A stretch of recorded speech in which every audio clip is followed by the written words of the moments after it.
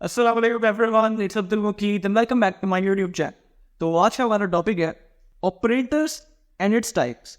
तो पहले हम देखते हैं कि ऑपरेटर होते क्या हैं। तो एज्यूम करो कि हमारे पास ना कुछ रॉड नेटा है, ठीक है, यानी समझ लो हमारे पास कुछ लकड़ियाँ हैं जो बिल्कुल अपनी इनिशियल फॉर्म है और हम उनको यूज़ करके एक फुली फर्निश्ड टेबल बनाना चाहते हैं। तो वो लकड़ियाँ खुद ही उठ के तो वो टेबल नहीं बन जाएगी, हमें उसको टेबल में कन्वर्ट करने के लिए कुछ इंस्ट्रूमेंट्स चाहिए होंगे, उनको काटने के लिए, उनको जोड़ने के लिए। तो वो जो सारे इंस्ट्रूमेंट्स हैं उनको यूज़ करके ही हम उन लकड़ियों को एक टेबल की फॉर्म में ला सकते हैं और उस टेबल का हमें फ़ायदा है, उन लकड़ियों का भी कोई फ़ायदा नहीं है, ठीक है। अब इसी तरह एज्यूम करो कि ना मेरे पास हज़ारों वेरिएबल्स हैं, and num one num two num three करते करते हज़ारों वेरिएबल्स मेरे पास पड़े हुए हैं। अब इन वेरिएबल्स का मुझे तब तक कोई फ़ायदा नहीं है जब तक कि मैं इनके ऊपर कोई ऑपरेशंस परफॉर्म करके इनसे कोई यूजफुल चीज़ ना बना सकूँ, ठीक है। तो इन वेरिएबल्स के ऊपर कोई ऑपरेशंस परफॉर्म करने के लिए हमें क्या चाहिए होते हैं? हमें चाहिए होते हैं ऑपरेटर्स। तो अब देखते हैं कि ऑपरेटर्स की टाइप्स क्या हैं। अच्छा, ऑपरेटर्स की 4 टाइप है और यूजुअली हर लैंग्वेज के अंदर, सिर्फ सी के अंदर नहीं बल्कि हर लैंग्वेज में यही टाइप्स होती है सारी। और वो क्या है? Assignment operator, arithmetic operator, logical operator and relational operators. तो आज की वीडियो में हम ये पहले तो डिस्कस करेंगे असाइनमेंट एंड अरिथमेटिक ऑपरेटर्स। तो पहले देखते हैं असाइनमेंट ऑपरेटर क्या है।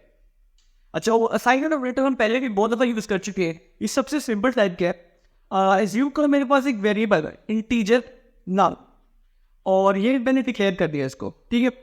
अब इसको अगर मैंने कोई वैल्यू असाइन करनी है तो उसके लिए मुझे क्या चाहिए होगा? Assignment operator. और हम ये पहले भी यूज़ कर चुके हैं।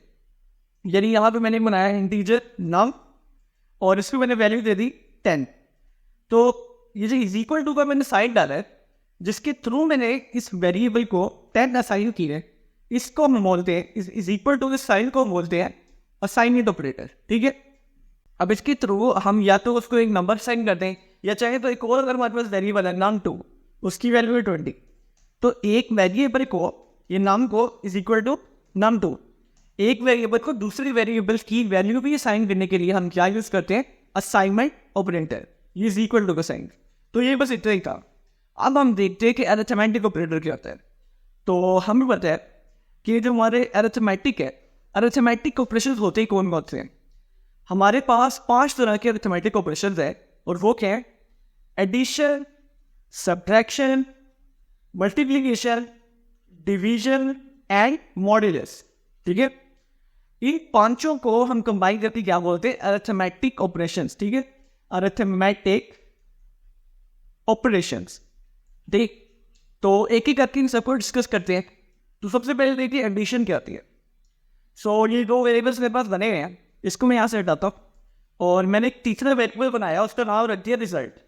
अब मैं चाहता हूँ कि ये जो पहले तो वेरिएबल्स है ना, नम वाई और नम 2, ये दोनों आपस में ऐड हो और इनका जो रिजल्ट है वो इस रिजल्ट नाम के वेरिएबल के अंदर स्टोर हो जाए। तो इसके लिए मुझे चाहिए होगा हमारा एडिशन ऑपरेटर, ठीक है। और वो कैसे लिखते हैं? Result is equal to num 1 plus num 2। इससे क्या होगा? नम 1 और नम 2 आपस में ऐड हो जाएंगे और उनका जो रिजल्ट आएगा वो इस वाले वेरिएबल के अंदर जाके स्टोर हो जाएगा। किसके थ्रू स्टोर हो रहा है? ये स्टोर हो रहा है हमारे असाइनमेंट ऑपरेटर के थ्रू, ठीक है। तो ये जो प्लस का साइन है ना, इसको हम बोलते हैं हमारा एडिशन ऑपरेटर। अब तो मैं एक मजे की चीज़ दिखाता हूँ कि समझ लो मैं चाहता हूँ कि जो नम 1 है ये नम 1 है और इसकी वैल्यू अभी क्या है? 10 है। अब मैं चाहता हूँ नम 1 की जो भी वैल्यू रहेगा इस वक्त उसके अंदर ही 10 ऐड कर दूँ और वो नम 1 के अंदर वापस स्टोर करवा दूँ। यानी मैं कहना ये चाह रहा हूँ कि मैं करूँ num 1 is equal to num 1 plus 10, ठीक है। तो अब नम 1 की न्यू वैल्यू क्या आएगी? 20। ये देखो नम 1 की पहले वैल्यू 10, उसमें 10 ऐड कर दिया, 20 हो गया और अब वो वापस मैंने नम 1 को ये साइन कर दिया। अब मैं यहाँ पे प्रिंट करवा के दिखा रहा हूँ मैं, प्रिंट एफ और यहाँ पे लिख दिया %i कॉमा यहाँ पे लिख दिया नम 1, ठीक है। और अब इसको मैंने एग्जीक्यूट किया तो ये देखो नम 1 की न्यू वैल्यू क्या बन गई? 20, सही। अब यही काम ना मैं एक शॉर्ट फॉर्म में भी करवा सकता हूँ। अगर इसकी जगह, इसको मैं कमेंट आउट कर रहा हूँ, इसकी जगह मैं लिखता नम 1 प्लस इज इक्वल टू 10। इस बात का और जिससे पहले मैंने किया था इन दोनों का सेम मतलब है और इनका रिजल्ट पे भी सेम आएगा। अब हम इसको एग्जीक्यूट करके देखते हैं। तो ये देखो अभी भी इसकी वैल्यू क्या आई? 20, सही। तो ये शॉर्ट फॉर्म में लिखने की। और अब हम देखते हैं कि इंक्रीमेंट कैसे कर सकते हैं। अच्छा ये देखना, अगर मैंने नाउ जो वेरिएबल है मेरा नम वन, इसके अंदर वन ऐड करवाना है, तो या तो मैं इस तरह करूँगा now one plus equal to one, ठीक है, या फिर मैं इसको अगर हटाता हूँ तो ये देखो num one is equal to num one plus one, ठीक है। इसका मतलब है कि नम वन की जो भी वैल्यू है ना उसके अंदर वन का इंक्रीमेंट कर, सही है। लेकिन इस चीज़ को लिखने का एक शॉर्ट तरीका भी है, और वो क्या है, इसको याद हटाया, अगर मैं लिखता हूँ ना नम वन प्लस प्लस, इस बात का भी सेम मतलब है। इसका मतलब है कि नम वन की जो भी वैल्यू है उसके अंदर वन ऐड कर दो, और या फिर इसको इस तरह से भी लिख सकते हैं प्लस प्लस नम वन, ठीक। इन दोनों का एक ही मतलब है। मैं तुम्हें एग्जीक्यूट करके दिखाता हूँ, इसको कमेंट आउट कर दिया और ये देखो क्या प्रिंट हुआ 11, हालांकि नम वन की पहले वैल्यू क्या थी 10, ये देखो ओरिजिनल वैल्यू इसकी 10 है, उसके अंदर मैंने वन ऐड कर दिया और अब वो होगी 11। और अगर इसकी जगह इसको कमेंट आउट कर दो तो भी देखना इसकी वैल्यू क्या आएगी 11, ठीक है। तो अब ये जो दो मैंने लिखे हैं इन दोनों में कुछ फर्क भी है, ये दोनों अभी तो हमें लग रहा है इनका सेम रिजल्ट आ रहा है, लेकिन इन दोनों का कुछ डिफरेंस है, और वो क्या है वो हम देखते हैं। मैंने इन दोनों को यहाँ से हटा दिया और उसकी जगह मैंने यहाँ पे आके लिखा, प्रिंटिंग के अंदर आके लिखा नम वन प्लस प्लस को प्रिंट कर दो। अब क्या प्रिंट होना चाहिए, नम वन की वैल्यू क्या है 10, अब हमें लग रहा है कि प्रिंट होगा 11, ठीक है, एग्जीक्यूट करके देखते हैं, लेकिन अभी भी 10 ही प्रिंट हुआ। तो ऐसा क्यों, उसने उसके अंदर इंक्रीमेंट क्यों नहीं किया। तो होता क्या है कि ये जो प्लस प्लस अगर हम बाद में लगाते हैं ना, इसको बोलते हैं पोस्ट इंक्रीमेंट। इसने नम वन के अंदर वन ऐड तो कर दी है, लेकिन वन ऐड करने से पहले इसने क्या किया, इसने पहले प्रिंटिंग की उसके बाद वन ऐड किया। अगर हम यहाँ पे आके दोबारा प्रिंटिंग करें ना, मैं तुम्हें करके दिखाता हूँ, यहाँ पे आके मैंने इसको पेस्ट किया और यहाँ पे मैंने ये डाल दिया प्लस प्लस, और सिंपली मैं क्या देखना चाह रहा हूँ कि इस लाइन के बाद नम वन की क्या वैल्यू है, ठीक है। ये क्या कर रहा है, प्रिंट कर रहा है नम वन को, उसके बाद इसमें वन ऐड कर रहा है, तो हम देख लेते हैं कि बाद में उसकी वैल्यू वाकई इंक्रीमेंट हो भी रही है कि नहीं। अब देखता है अब क्या वैल्यू थी, पहली प्रिंटिंग में नम वन की वैल्यू 10 रही, उसके बाद उसने उसमें वन ऐड कराया, तो हमने बाद में देखा तो वाकई इसमें वन ऐड हुआ था, उसकी वैल्यू क्या होगी 11। तो इसी तरह अगर हम प्री इंक्रीमेंट करते हैं, यानी ये कैसे हटा दो, ये जो प्लस प्लस अगर पहले लगा रहे हैं ना तो इसको बोलते हैं प्री इंक्रीमेंट, ठीक है। तो इसको मैं यहाँ से हटा रहा हूँ। अब देखते हैं कि क्या हमारी आउटपुट क्या है। तो ये देखो अब आउटपुट होगी 11। तो ऐसा क्यों हुआ, क्योंकि जो ये है ना, जो हमने प्लस प्लस पहले लगाया है, ये पहले नम वन के अंदर वन ऐड कराएगा, उसके बाद इसको प्रिंट करवा रहा है, ठीक है। तो ये है pre increment and post increment में फर्क, ठीक है। अब हम देखिए सब्ट्रैक्शन, तो ये में हमारे पास बने हैं दोनों वेरिएबल्स, तो सब्ट्रैक्शन तो बिल्कुल एडिशन की तरह है। यहाँ पे मैं लिखता हूँ result is equal to num two minus num one, और इसको नंबर रिजल्ट को यहाँ पे प्रिंट करा के देखते हैं रिजल्ट, और अब देखना अब हमारे पास क्या आउटपुट आई है, सिंपली उसने 20 में से 10 माइनस कर दिया और आउटपुट क्या आ गई 10, ठीक है, सिंपल सब्ट्रैक्शन। और इसको भी हम उसी तरह लिख सकते हैं, अगर मैं यहाँ पे लिखता है इसकी जगह num one minus equal to 5, या फिर मैं लिखूँ num one is equal to num one minus 5। इन दोनों बातों का बिल्कुल सेम मतलब है, जैसे भी अपने एडिशन में देखा उसी तरह सब्ट्रैक्शन में भी इन दोनों बातों का सेम मतलब है कि नम वन की जो भी वैल्यू है उसके अंदर से आप 5 माइनस कर दो। तो ये दोनों लिखेंगे, दो अलग अलग तरीके लिखने के, लेकिन ये काम एक ही कर रहे हैं, ठीक है। तो इन दोनों का भी यहाँ से सेम आएगा। अगर मैं तुम्हें दिखा देता हूँ, यहाँ पे मैंने लिख दिया नम वन और अब इसका एग्जीक्यूट किया तो देखते हैं क्या आउटपुट आती है। तो आउटपुट क्या है 5, इसने 5 उसमें से माइनस कर दिया, ठीक है। तो और उसी तरह जैसे मैंने तुम्हें दिखाया था कि प्री इंक्रीमेंट और पोस्ट इंक्रीमेंट उसी तरह होते हैं, प्री इंक्रीमेंट और प्री डिक्रीमेंट और पोस्ट डिक्रीमेंट। यानी यहाँ पे मैंने लिख दिया नम वन माइनस माइनस, तो अभी हमारी वैल्यू सेम रहेगी, लेकिन इसने प्रिंट उसको 10 किए, उसके बाद उसमें से 1 माइनस किए। और दोबारा अगर इसको यहाँ प्रिंट करके देखते, इस लाइन को यहाँ पे मैंने कॉपी किया दोबारा और यहाँ पे आके मैंने इसको पेस्ट कर दिया और यहाँ पे ये हटा दिए। अब देखना, अब पहली प्रिंटिंग में उसकी वैल्यू 10 है, उसके बाद उसमें से 1 माइनस कर दिया और बाद में उसकी वैल्यू होगी 9, ठीक है। तो अब देखते हैं कि प्री डिक्रीमेंट क्या होगा। यहाँ पे मैंने अब मैंने नम वन से पहले माइनस माइनस डालना, ठीक है, और ये लाइन ऐसे हटाता हूँ। अब देखते हैं क्या आउटपुट आती है। तो ये देखो, अब पहले उसने उसमें से 1 माइनस किया और उसके बाद उसको प्रिंट किया, ठीक। तो ये था प्री इंक्रीमेंट और पोस्ट इंक्रीमेंट। अब देखते हैं कि मल्टीप्लिकेशन कैसे होती है। तो सिंपली हमारे पास दो वेरिएबल्स बने हुए हैं, यहाँ पर हम लिखेंगे result is equal to num1, और ये जो स्टेटमेंट डाले ना, इसका मतलब है कि इसे मल्टीप्लाई कर दो किससे, num2 से। ये जो स्टेरिंग है इसे हम बोलते हैं हमारा मल्टीप्लिकेशन ऑपरेटर, ठीक है। जैसे प्लस और माइनस थे, मल्टीप्लाई करने के लिए हम यूज करेंगे स्टेर, ठीक। और अब हम यहाँ पे रिजल्ट को प्रिंट करवा के देखते हैं। ये मैंने यहाँ से हटा दिया और यहाँ लिख दिया रिजल्ट। अब देखते हैं क्या आंसर आता है। num1 की वैल्यू 10, num2 की 20 है, इन दोनों को आपस में मल्टीप्लाई किया तो हमारा आंसर आ गया 200। तो मल्टीप्लिकेशन बिल्कुल सिंपल सी है। अब जो देखने वाली चीज़ है जो थोड़ी सी हमारी ट्रिकी है वो है डिवीजन। उसको देखते हैं कैसे करना है।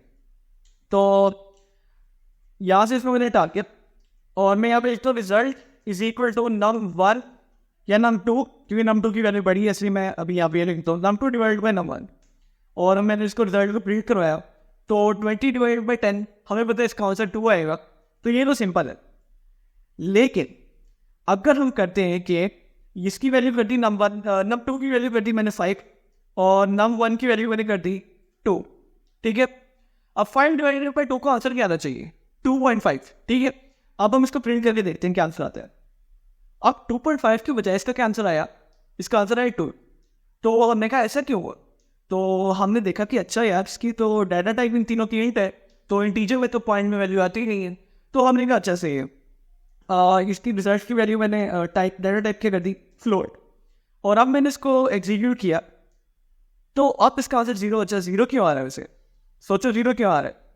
0 इसलिए आ रहा है क्योंकि यहाँ पे परसेंटेज आई लिखा हुआ है, हालांकि हम प्रिंट करवा रहे हैं एक फ्लोट को। तो यहाँ मैंने परसेंटेज एफ कर दिया। अब इसको मैंने एग्जीक्यूट किया तो अभी भी मेरा आंसर 2.0000 आ गया। अब ये क्यों हो रहा है, क्योंकि यहाँ पे बेशक ये आंसर जो है हमारा वो एक फ्लोट के अंदर हमारा सेव हो रहा है, फ्लोट डेटा टाइप के वेरिएबल के अंदर हमारा आंसर सेव हो रहा है, लेकिन जिनको डिवाइड कर रहा है वो दोनों क्या है, इंटीजर। और एक इंटीजर को दूसरे इंटीजर से डिवाइड करने के बाद उसने आंसर कैलकुलेट किया ना, वो भी एक इंटीजर ही कैलकुलेट करेगा और बाद में उसने वो एक फ्लोट के अंदर रखवा दिया। तो आंसर हमारा 2.0000 आ रहा है क्योंकि उसने एक्चुअली यहाँ से आंसर क्या कैलकुलेट किया 2 और वो उसने साइंस को कर दिया एक फ्लोट को।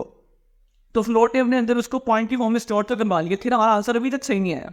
तो हमें क्या करना पड़ेगा, हम यहाँ पे अभी लिखते थे किसी एक को अगर हम लिखते ना, इनमें से किसी एक को भी डेटा टाइप को अगर हम फ्लोट कर दें, इसको हमने लिख दिया फ्लोट। अब देखते क्या आंसर आता है। देखो अब हमारा सही आंसर आ रहा है। तो एक इंटीजर को अगर फ्लोट से डिवाइड करें या फ्लोट को इंटीजर से डिवाइड करें तो हमारा आंसर फ्लोट आता है।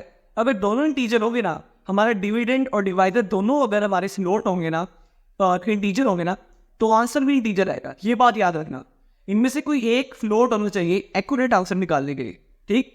अगर मैं यहाँ पे लिख देता 5 डिवाइडेड बाई 2 डायरेक्टली लिख देता तो भी हमारा आंसर गलत आता, क्योंकि वो दो इंटीजर्स को आपस में डिवाइड कर रहे थे, 2.0 आंसर आ रहा है। लेकिन अगर मैं यहाँ पे आके किसी एक के साथ भी लिख दूँ 0.0, अब वो क्या कर रहा है, एक इंटीजर को एक फ्लोट से डिवाइड कर रहा है, ठीक है। और अब मैं एग्जीक्यूट करूंगा तो वो वहां से बिल्कुल ठीक आ रहा है, ठीक है। ये बात याद रखती है डिवीजन के अंदर। सो अब हम देखते हैं कि मॉड क्या होता है। तो हम जब डिवाइड करते हैं किसी चीज़ को, यानी ये हमारा 5 अंदर गया, ये हमारा 2 बाहर आ गया, हमने 5 को 2 से डिवाइड किया तो 2 2 ज़ा 4 और हमारा रिमाइंडर क्या आया 1, ठीक। तो ये जो रिमाइंडर आया ना, ये हमारा आंसर किसका होता है, मॉड का। और ये जो ऊपर हमारा क्वेश्चन आया, ये किसका आंसर है, डिवीजन का। यानी कहना मैं क्या चाह रहा कि अगर हमारे पास यहाँ पे मैं लिख दूँ 5 मॉड, ये मॉड का साइन है, जो ये परसेंटेज का साइन है, ये हमारा मॉड के लिए यूज होता है। और अब मैं इसका एग्जीक्यूट करूँगा तो हमारा आंसर क्या आ रहा है 1, ठीक है। एक चीज़ याद रखना कि दो नंबर्स का आपस में मॉड तभी आ सकता है अगर वो दोनों इंटीजर हो। फ्लोट का एक फ्लोट के साथ या फिर फ्लोट का इंटीजर के साथ हम मॉड नहीं निकाल सकते, ठीक है। दोनों नंबर्स का इंटीजर होना जरूरी है। अगर वो यहाँ पे लिखते था 5.0 और अब इसका मैं मॉड कैलकुलेट करता तो ये देखो मुझे एरर दे रहा है, क्योंकि मैंने ये कहा कि एक नंबर मेरा फ्लोट है और दूसरा इंटीजर है, तो उन दोनों का आपस में हम मॉड नहीं कैलकुलेट कर सकते। दोनों नंबर्स का इंटीजर होना जरूरी है, ये बात याद रखने वाली है, ठीक। तो अब मैं यहाँ से इसको हटा देता हूँ।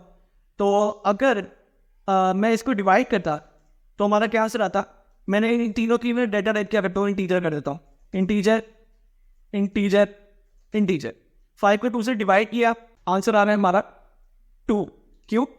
2 2 सर 4, जो भी हमने किया था यहाँ पे, ये 2 2 सर 4, और ये जो हमारा आंसर आ रहा है ये आ रहा है हमारा डिवीजन के थ्रू, इसे बोलते हैं क्वोशंट, और ये हमारा डिवीजन का आंसर है, ठीक। और जो रिमाइंडर आ रहा है ना, ये मॉडुलस का आंसर है, सही है। तो मॉडुलस हमें क्या देते हैं? रिमाइंडर देते हैं डिवीजन का, और डिवीजन क्या देते हैं? क्वोशंट रिटर्न करते हैं। अब यहाँ पे हमें जब 5 mod 2 किया तो क्या आंसर आया? 5 mod 2 का आंसर आया हमारा 1, जो हमारा रिमाइंडर आ गया, ठीक है। तो ये था मॉड पे और डिवीजन के अंदर फर्क। तो आज के लिए यार इतना ही, उम्मीद करता हूँ कि तुम्हें समझ आएगी ऑपरेटर क्या होते हैं, और असाइनमेंट ऑपरेटर तो इजी था, साथ में अरिथमेटिक ऑपरेटर सबकी वर्किंग समझ आ गई होगी। तो अगर कुछ नहीं समझ आया तो कमेंट सेक्शन में पूछ सकते हो। बाकी वीडियो पसंद आए तो लाइक कर देना, चैनल को सब्सक्राइब कर देना, and I will see you in the next one.